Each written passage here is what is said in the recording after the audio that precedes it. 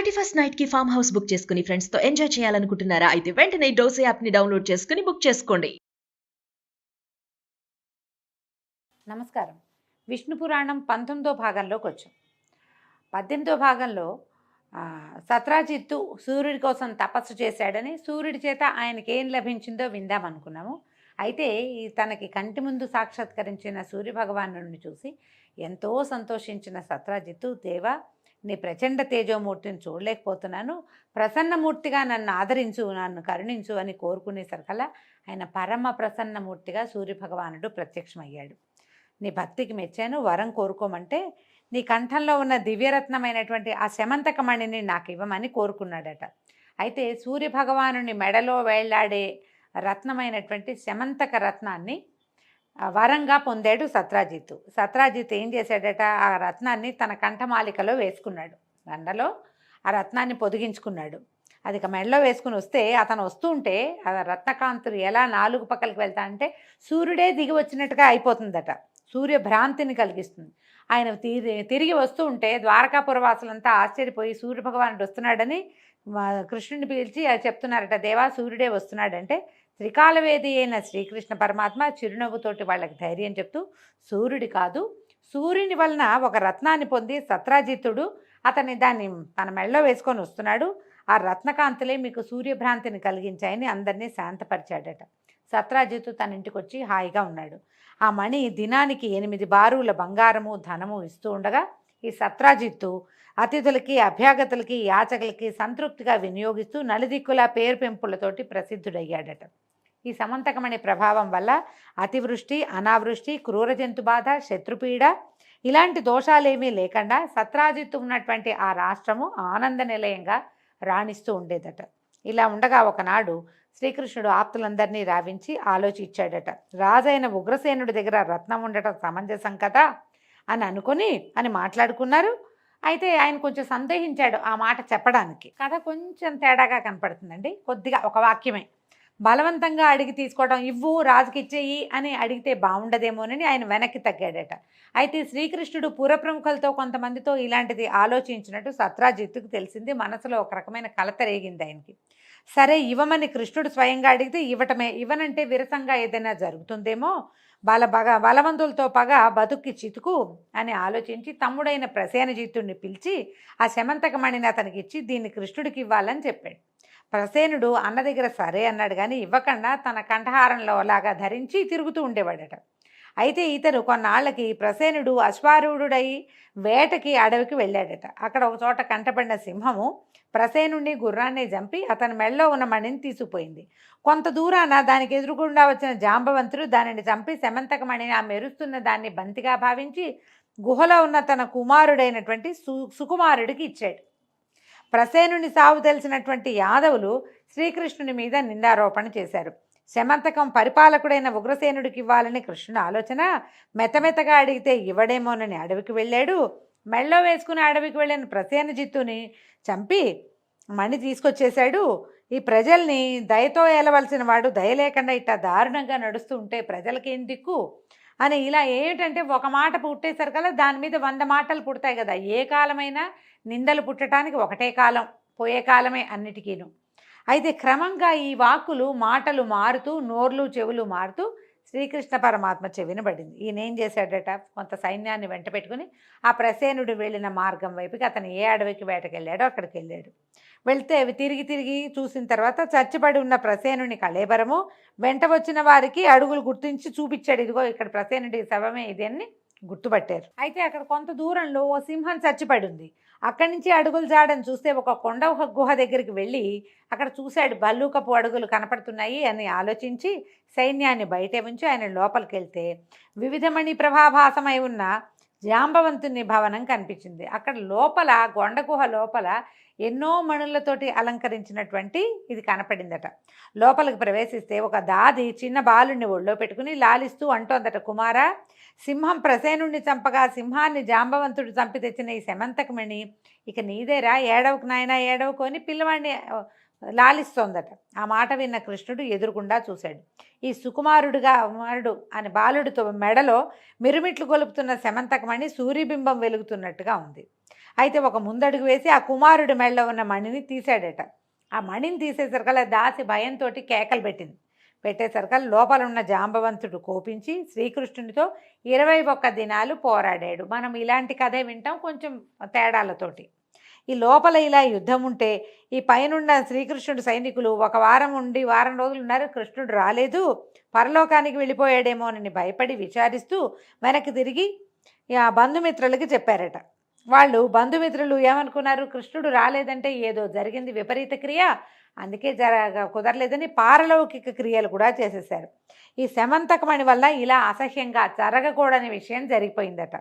అలా జాంబవంతునితోటి 21 దినాలు పోరాడగా క్రమంగా తిండి నిద్ర లేక అప్పటికే దిగజారిపోయిన శరీరంతో జాంబవంతుడు పోరాడలేక శ్రీకృష్ణునితోటి ఇట్లా అన్నాడు, ప్రభు, మునుపు శ్రీలంకలో రావణుని సైన్యం రాముని సేనతో పోరాడినప్పుడు కంటపడిన రాక్షసుని ముక్కలు ముక్కలుగా చిదిపి రాముని చేత మన్ననగొన్నవాడను, నాకు మనుష్యుడు ఒక లెక్క, నా పేరు విన్నంతనే దేవదానవ సైనికులకు గుండెల్లో దడబుడుతుంది, అలాంటి నన్ను ఎదిరించి అదిమి నీరసపెట్టిన నిన్ను మానవుడు అనటానికి వీల్లేదు, నన్ను అనుగ్రహించడానికి ఈ రూపాన వచ్చిన శ్రీమన్నారాయణుడివా తండ్రి నువ్వెవరు అని అడిగితే అప్పుడు కృష్ణుడు చిరునవ్వుతో చూసి తన సమాచారాన్ని చెప్పి పోరు వల్ల కలిగినటువంటి బాధను పోగొడుతూ మేనుని నిమరగా జాంబవంతుడు తొల్లిట ఉన్న ముందున్న జవసత్వాలు కలిగిన వాడయ్యాడు. పరమానందంగా కృష్ణుడిని తన మేడలోకి తీసుకుపోయి ఆరాధించాడు. తన కూతురైన జాంబవతినిచ్చి వివాహ పద్ధతిని పలికాడు. వివాహం చేసుకొని ఆయన ఈ కూతురుని ఇచ్చేశాడు. శమంతకంతో పాటు మరికొన్ని వస్తువులు వస్త్రాలు అరణంగా ఇచ్చాడు. అవన్నీ తీసుకుని శ్రీకృష్ణుడు జాంబవతితో సహా ఆనందంగా ద్వారక్కి తిరిగొచ్చాడు. కృష్ణుని చూసి పురవాసులు పరమానంద భరితులై ఆనందించారు. కృష్ణుడు జాంబవతిని మేడలోకి చేర్చి కిందకి వచ్చి సత్రాజిత్తుని రమ్మని కబురు చేశాడు. సత్రాజిత్తు వచ్చాక కృష్ణుడు సమంతకాన్ని సత్రాజిత్తునికి ఇచ్చి జరిగిందంతా చెప్పి తన మీద పడిన నిందని తానే పోగొట్టుకున్నాడు. ఇదే కథ మనం వినాయక వ్రతకల్పనలో చెప్పుకుంటాం. సత్రాజిత్తు బాగా ఆలోచించి ఈ మణి ఎప్పటికైనా నాకు అపాయకరమే, ఏం చేయాలి, దీని మీద కృష్ణుడికి కోరిక కలగకుండా చేయాలి, పైగా ఇప్పుడు ఇలాంటి నింద వేసి ఇంత పొరపాటు జరిగి మధ్యలో అసహ్యకరమైన పారలౌకిక క్రియలు చేయకూడనివి అవి కూడా దీనివల్లే జరిగింది కాబట్టి పెద్దలతో చెప్పి ఒప్పించి ఏం చేశాడు, తన కూతురైన సత్యభామని కృష్ణుడికి ఇచ్చి కళ్యాణం జరిపించాడు. కృతవర్మ అక్రూరుడు శతధన్వుని వద్దకు వెళ్ళి, చూసావా సత్రాజిత్తు ఏం చేశాడో, మనలో ఒకరికి ఇస్తానని మునుపు చెప్పి సత్యభామని కృష్ణుడికి ఇచ్చాడు. అంటే ఈ సత్యభామమణిని కృతవర్మకి అక్రూరుడికి వీళ్ళందరికీ ఎవరెవరికో ప్రామిస్ చేశాడనమాట. మనకి ఇస్తానని చెప్పి కృష్ణుడికి ఇచ్చి పెళ్లి చేశాడు. ఈ పని మాకే కాదు నీకు కూడా సిగ్గు కలిగించేదే. దీనికి ప్రతిక్రియ ఏంటంటే వాడి దగ్గరున్న శమంతక రత్నాన్ని అపహరించాలి, ఎట్లా, వాడిని హతమార్చటమే, ఏమంటావు అంటే శతధన్వుడు వాళ్ళ మాటలు విన్నాడు. ఒక నిమిషం ఆలోచించి సరేనన్నాడట. అలా ఉండగా కొన్నాళ్ళు అయిన తర్వాత లక్క ఇంటనున్న పాండవులకు దుర్యోధనుడు హాని కలిగించాలనే ఉద్దేశంతో ఆ ఇంటికి అగ్నిని పెట్టే ప్రయత్నంలో ఉండటం తెలిసి ఆ ఆపద నుంచి వాళ్ళని కాపాడడం కోసం శ్రీకృష్ణుడు ద్వారక నుంచి వారణావతం వెళ్ళాడు. ఎక్కడైతే లక్క ఇల్లు ఏర్పరిచారో అక్కడికి వెళ్ళాడు. శతధన్వుడు తెలుసుకున్నాడు. ఇదే తగిన అదనని ఒకనాటి రాత్రి సత్రాజిత్తుని ఇంటికి వెళ్ళి ఇల్లాలు కుమారులు గోల పెడుతుండగా అతన్ని దారుణంగా చంపి శమంతకమణిని తీసుకెళ్ళిపోయాడు. మనం ఇంకో కథ వింటాం. శమంతకమణిని సత్రాజిత్తు సత్యభామమణితో సహా ఇచ్చేశాడు శ్రీకృష్ణుడికి అని ఇందులో కొంచెం వేరుగా కనపడుతోంది. అయితే ఏం చేశారు, ఈ శమంతకాన్ని పట్టుకుపోయాడు శతధన్వుడు. ఈ కృతవర్మ అక్రూరుడు చేసిన దుర్బోధతోటే శతధన్వుడు ఈ దారుణ కర్మ చేశాడని సత్యభామ అర్థం చేసుకుంది. తగిన వీరభటల్ని వెంటుంచుకుని రథమెక్కి వడివడిగా తోలించి వారణావతానికి వెళ్ళిపోయిందట. భర్త దగ్గరికి వెళ్ళింది. కృష్ణుడిని దర్శించి నమస్కరించి కన్నీళ్ళు ఒత్తుకుంటూ దీనంగా చెప్పింది, మా నాన్నని అర్ధరాత్రి వేళ ఆ శతధన్వుడు వెళ్ళి మా తండ్రిని సంహరించి ఈ వజ్రాన్ని ఈ సమంతకాన్ని తీసుకుపోయాడు అని చెప్పేసరికల్లా ఆయన ఆశ్చర్యపోయి, అయిందేదో అయింది సత్యభామ, విచారించుకో, ఆ శతధన్వుడిని హతమారుస్తానని ప్రధారూఢుడై ధర్మరాజాదుల్ని వీడుకొలిపి ఈయన మళ్ళీ వెనకొచ్చాడు ద్వారక్కి. ఆ రాత్రి ఉగ్రసేనుడు బలరాముడు మొదలైన తన వారి వల్ల శతధన్వుని తులువతనం తెలిసి విచారించి కోపించి ఇట్లా అన్నాడట, సూర్యప్రసాదితమైన ఆ రత్నం వల్ల ప్రసేనుడు అరణ్యంలో సింహం చేత చంపబడ్డాడు. ఇప్పుడు సత్రాజిత్తేమో శతధన్వుడి ఖడ్గానికి గురయ్యాడు. అన్నదమ్ములు ఇద్దరు ఇట్లా దుర్మరణం పాలైపోయారు అని అన్నయ్యని చూసి ఆ శమంతకమణి ముల్లోకాలకి ఉపకారకమైనది, ఇక మన వద్దే ఉండాలి, ప్రపంచానికి మేలు చేసేది మన దగ్గరే ఉండాలి, దుష్ట శతధన్వుని హతమార్చకపోతే మనకు అపకీర్తి వస్తుందని గట్టిగా అన్నయ్యకి చెప్పాడు. చెప్పేసరికి బలరాముడు అన్నట్ట సరే వాడిని పరిమార్చి ఆ రత్నాన్ని కైవసం చేసుకుంటానని బలరాముడు ప్రతిజ్ఞ చేశాడు. ఈ కథలన్నీ మనకు తెలియదండి, ఇవి కొంచెం కొత్త గాథలు. ఈ సమాచారం శతధన్వుడికి తెలిసింది. భయంతో వణికిపోయాడు. బలరాముడు అంటే మామూలు వాడా? ఆయన చూసి భయపడాల్సిందే ఎవరైనా సరే. ఎవరికీ తెలియకుండా ఏకాంతంగా కృతవర్మ దగ్గరికి వెళ్ళి బలరాముడి ప్రతిజ్ఞని చెప్పి నాకు తోడుగా నువ్వు రమ్మన్నాడు. రమ్మనేసరికల్లా శతధన్వుడి మాటలకి కృతవర్మ అన్నట్ట వెటకారంగా నవ్వేట, నువ్వు కృష్ణుడితో పగకి సిద్ధపడుతున్నావా? నేనే కాదు ఆ లోకమంతా ఏకమైన ఆ పురుషోత్తముడిని ఎదిరించి ముందు నిలవగలదా? వద్దు వద్దు, దుర్వివాదం చేయొద్దు, మొండిగా ఉన్నావా నీకు తగిన శాస్తి జరుగుతుంది అనేసరికల్లా ఏం చేయాలి? పో, నువ్వు పరిగెత్తుకుంటూ వెళ్ళి కాళ్ళు పట్టుకుని బాబు నన్ను వదిలేయండి అని ఆ వజ్రాన్ని రత్నం వాళ్ళకి ఇచ్చేయాలి. అట్లా కాకుండా ఆయన నా మీదకి వస్తాడు, నువ్వు నాకు తోడుండని ఎవరినైనా పిలిస్తే నీతో ఎవడూ రాడు, నేను రానన్నాడు ఆ కృతవర్మ. రాననేసరికల్లా ఇతను పరిగెత్తుకుంటూ వెళ్ళి అక్రూరుడి దగ్గరికి వెళ్ళాడు. తన దుర్దశ చెప్పాడు. చెప్పేసరికల్లా అక్రూరుడు ఏమన్నట్ట కృతవర్మలాగా, ఇదేమి దుర్బుద్ధి, కృష్ణుడితోటి పగేమిటి, నువ్వు బతికుంటావా? కృష్ణుడు ఎవరనుకున్నావు? ఇతడు సకలలోక భర్త, కర్త, సంహర్త. నీ అజ్ఞానం నిన్నిట్లా పురుషోత్తముని వైపు మీదకి పగకి నెడుతోంది.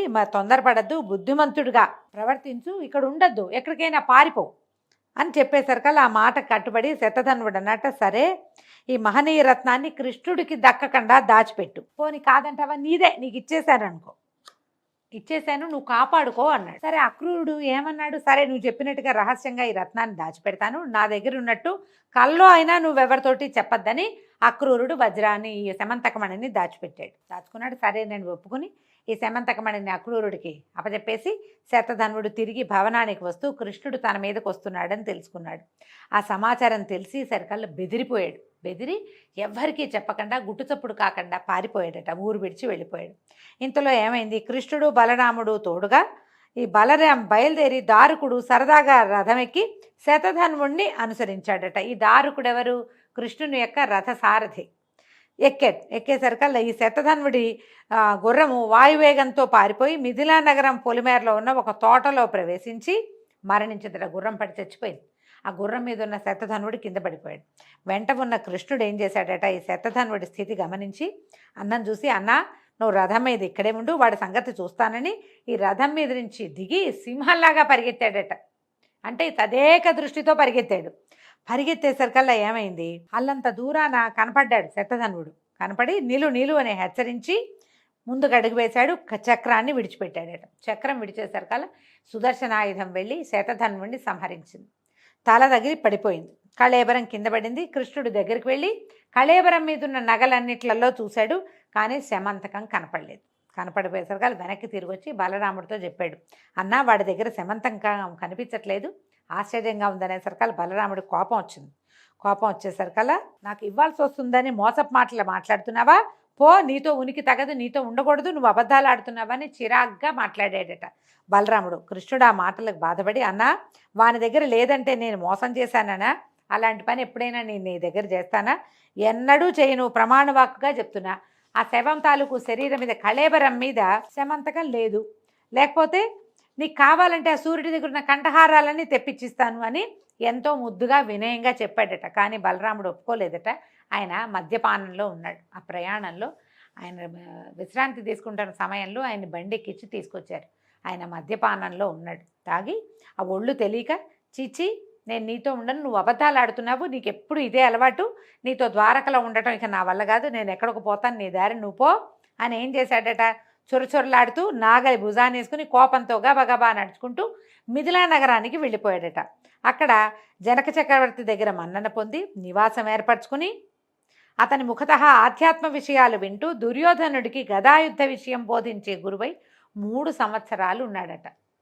ఇట్లా ఒకటి జరిగిందా అంటే ఇలా కూడా జరిగింది. జనకుడు సీతాదేవి తండ్రి అయిన జనకుడు కాదు, ఆ వంశానికి చెందినవాడు. అప్పటి మిథిలా నగరానికి రాజుగా ఉన్నటువంటి ఒక జనకుడు, జనక రాజర్షి అనే పేరుతోటి ఉంటుందన్నమాట ఆ పదవి.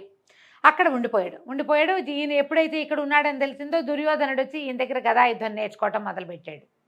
ఈ కృష్ణుడు ద్వారక వచ్చి ఇలాంటి నింద ఎట్లా వచ్చింది, దీనికి ఏం విరుగుడు నాకు అర్థం కావట్లేదు. ఒకసారి నిందొచ్చింది, ప్రయత్నం చేసి పోగొట్టాను, రెండోసారి అన్నకే కోపం వచ్చింది, ఈ వజ్రం వల్ల సమంతకమణి వల్ల ఇలాంటి సమస్య వచ్చింది ఏంటని ఆయన విచారంగా ఉండేవాడట. అయితే ఈ కృష్ణుని విచారం తెలుసుకున్న ఉగ్రసేనాదులు మిథిలకు వెళ్ళి బలరాముడి కలత తీరేటట్టుగా బోధించి కాదు అతని దగ్గర లేదు, కృష్ణుడు ఎందుకు చేస్తాడు, నీతోటే ఉన్నాడు కదా, ఇట్లా ఏవో మంచి మాట్లాడి మళ్ళీ 3 ఏళ్ల తర్వాత ఆయన్ని ద్వారకి తీసుకొచ్చారు. ఈ సమంతకమణిని అది ఎక్కడుంది ఇంతకీ, ఈ అక్రూరుడు తన ఇంట్లో భద్రంగా రహస్యంగా దాచిపెట్టాడు. అయితే అది రోజుకి 8 బారుగుల బంగారం ఇస్తుందట. ఈయన ఏం చేశాడు అక్రూరుడు, దాన్ని నిరర్థకంగా వెచ్చించకుండా పరమేశ్వరార్పణంగా యజ్ఞాలు చేస్తూ యజ్ఞదీక్ష కలిగినటువంటి క్షత్రియ వైశ్యులను చంపిన వారు బ్రహ్మత్యాపాతకానికి కట్టుబడతారని పెద్దల వల్ల విన్నవాడు కనుక యజ్ఞదీక్ష తనకు రక్షగా 60 సంవత్సరాలు ఎలాంటి అపాయము లేక సుఖంగా ఉన్నాడు. ఆ రత్న ప్రభావం వల్ల ఆ దేశం ఎలాంటి అరిష్టాలు లేక ధనధాన్య సమృద్ధితోటి విలసిల్లింది. అక్రూరుడి దగ్గర దాచిపెట్టబడి చాలా కాలం దానివల్ల వచ్చిన ధనాన్ని యజ్ఞాలకి యాగాదులకే ఖర్చు పెట్టాడు, సొంతానికి ఆయన వాడుకోవాలి. ఆ రత్నం ఎక్కడుంటే అక్కడ సూర్యుడు ఉన్నట్టే కాబట్టి రాజ్యం కూడా సుభిక్షంగా ఉండేదట. కొంతకాలం గడిచిన తర్వాత భోజుడు మొదలైన రాజులు నీతి నియమం లేక దొమ్మి యుద్ధం చేసి సాత్వతి అనే ఆయన తనకు ప్రపత్రుడైన శత్రుఘ్నుడిని చంపేశారట. చంపేసేసరికల్లా ఆ సంఘటనతో అక్రూరుడు భయపడి, అయితే తనకి ఏ ఆపద కలుగుతుందోనని భయపడి ద్వారకలో ఉండలేక భోజుడితో కలిసి కాశీకి వెళ్ళిపోయాడట. అక్రూరుని ఎడబాటు ద్వారకలో యాదవ భూమికి గొప్ప ఉపద్రవం తీసుకొచ్చింది. అనావృష్టి, పాడి పంటలు లేక రోగాలు కలిగి ప్రజలు బాధపడడం, ఇలా అనరాని వినరాని కనరాని ఉత్పాతాలకు విశేషించి ద్వారక నెలవైపోయింది. ఈ ఉత్పాతాలు చూసి కృష్ణుడు కలతపడి వృష్టిభోజాంధకులను పిలిపించి విచారిస్తూ ఉపద్రవాలని ప్రస్తావించి ఏం చేయాలి ఈ బాధ పోవటానికి చెప్పమన్నాడట. అప్పుడు యదువృద్ధుల్లో ఒకడైన నందకుడు ఏమన్నాడు, మాధవ, అక్రూరుని తండ్రి స్వఫల్గునుడు దేవతలతో సాటిగా చెప్పదగిన మహిమ కలిగిన వాడు, ఆయన ఉన్న దేశంలో ఎలాంటి ఉత్పాతాలు ఉండవు, ఇదివరకు ఒక కథ జరిగింది చెప్తామని కథ ఏదో చెప్తున్నారు. ఒకప్పుడు కాశీరాజు తన రాష్ట్రంలో అనావృష్టి మొదలైన ఉత్పాతాలు కలిగినప్పుడు ఈ స్వఫల్గునుడిని తోడుగా తీసుకుని వెళ్ళి తన వెంటబెట్టు తీసుకెళ్ళి తన ఇంట్లో ఉంచుకున్నాడు. అంటే అప్పటికప్పుడు రాష్ట్రమంతా ఉత్పాతరహితమై శుభశోభనమూర్తి అయిపోయింది. అప్పుడు అలా ఉండగా అప్పుడు గర్భవతిగా ఉన్న కాశీరాజు భార్య గర్భంనందున్న శిశువు ఆడబిడ్డ అయితే, ఒకవేళ ఆడపిల్ల పుడితే అది స్వఫల్గునుడికి ఇచ్చి వివాహం చేస్తానని నిశ్చయించుకున్నారట. కానీ ఆ రాణిగారు ప్రసవించలేదట. 12 సంవత్సరాల పాటు ఆ గర్భంతో అలాగే ఉంచుకుందట. గర్భమే ఉంది. అయితే ఈ లోపల శిశువు, బయట పెరగని శిశువు లోపలే పెరుగుతూ ఉందన్నమాట. ఆ పిల్లని మోయలేక ఆవిడ గర్భాలసత భరించలేక ఏమందట, తండ్రిని ఉద్దేశించి కుమార్తె కడుపులో ఉన్నటువంటి శిశువు చెప్పిందట, ఇంకా నేను 3 ఏళ్ల తర్వాత కానీ బయటికి రాను, నా యొక్క జన్మ అలాంటిది కాబట్టి నేటి నుంచి రోజు ఒక ఆవుని సదాచార సంపన్నుడైన బ్రాహ్మణుడికి దానం ఇవ్వు. అట్లా 3 ఏళ్ళు గనక రోజు నువ్వు దానం ఇచ్చావంటే ఈమె ఎలాంటి శ్రమ లేకుండా ప్రసవిస్తుంది, నేను బయటకు వస్తానందట.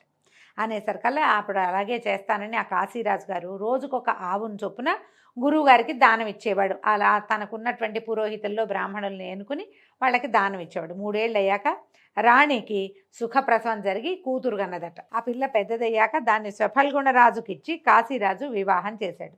ఆ దంపతులకి కలిగిన వాడే అక్రూరుడు. పైగా ఇతను ఏంటంటే శ్రీహరి భక్తులలో అగ్రగణ్యుడు. తల్లిదండ్రులు చేసిన పుణ్యం వల్ల అతనున్న ప్రదేశంలో ఈతి బాధలుండవు, దేశం సుభిక్షంగా ఉంటుంది, ఎల్లప్పుడూ యజ్ఞాలు చేస్తూ ఉండే పుణ్యపురుషుడు అతను ఎందుకు యజ్ఞాలు చేస్తున్నాడు, నిజానికి ఈ సమంతకమణిని కాపాడడానికి యజ్ఞం చేస్తున్నాడు. కానీ అతను యజ్ఞం చేయటం వల్ల ఆయనకి మేలు జరిగింది, ఆయన ఉన్న ప్రాంతానికి కూడా మేలు జరుగుతూ ఉంది ముందు నుంచి. ఈ అక్రూరుడు చేసింది చిన్న తప్పు, దాన్ని నేరంగా ఎంచకూడదు, అది లోకానికి ఉపకరించేదిగా భావించాలని నందకుడు అన్నాడు.